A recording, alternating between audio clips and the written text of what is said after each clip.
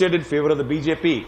I think the BJP will like to rectify a lot of those elements actually which led to a setback in 2017, given that its government has not done very well as far as employment issue is concerned, and also the coronavirus and other development issues. Right, Rajdeep, but a question here to you. 28 years that the BJP has been in power in Gujarat. What really was so compelling for the BJP now to quickly change around, bring in a new face as the Chief Minister of Gujarat? We know it's a no-brainer that people vote looking at Prime Minister Modi's face. He is, of course, the main motivating factor for people in Gujarat to vote for the BJP. But that apart, how will Bhupendra Patel really turn around the BJP's fortunes there in a state which they've already governed for close to 3 decades? 26 years in Gujarat, the BJP has been a dominant force.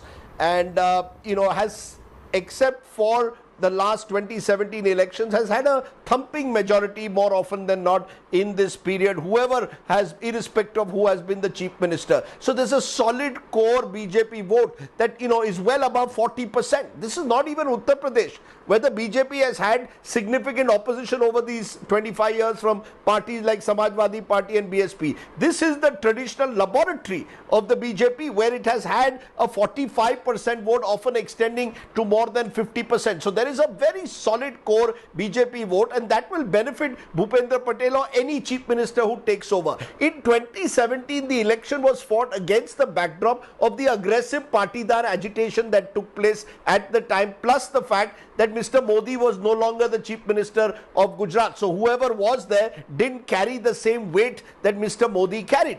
This time, you've got not so much, in my view, the Patidar factor, but this time the fact that anti-incumbency against MLAs, many of whom have been 2- and 3-time MLAs, that has clearly set into a much greater extent, and the fact that because of COVID and agrarian distress, these are issues, and unemployment, these are issues which any Chief Minister will have to confront next year. That's one reason why you're seeing also every state, political parties, whoever are in power, even the Congress in Punjab with Navjot Sidhu coming in. Why? Because there's a sense of anti-incumbency that is building up against Captain Amrinder Singh. The BJP has changed 3 Chief Ministers in the last 6 months in Uttarakhand, and now you've got them trying to address the issue in Gujarat.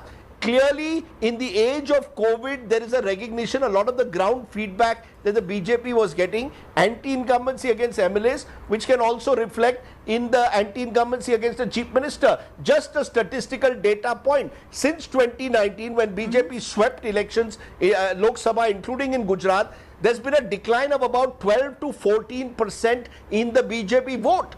When Mr. Modi is not on the ticket, the BJP suffers a double-digit erosion. They can't afford that in Gujarat, the Prime Minister's home state, given the closeness of the margins in 2017. So I think the BJP, by projecting a new face, is hoping to arrest a large element of the anti-incumbency, plus banking on Mr. Modi's credibility as Gujarat's Neta #1. Well, sure enough, and it doesn't seem like the BJP is a party that delays in making a decision as concrete. Thank you very much, but do stay with us. I'm going to slip into a short break.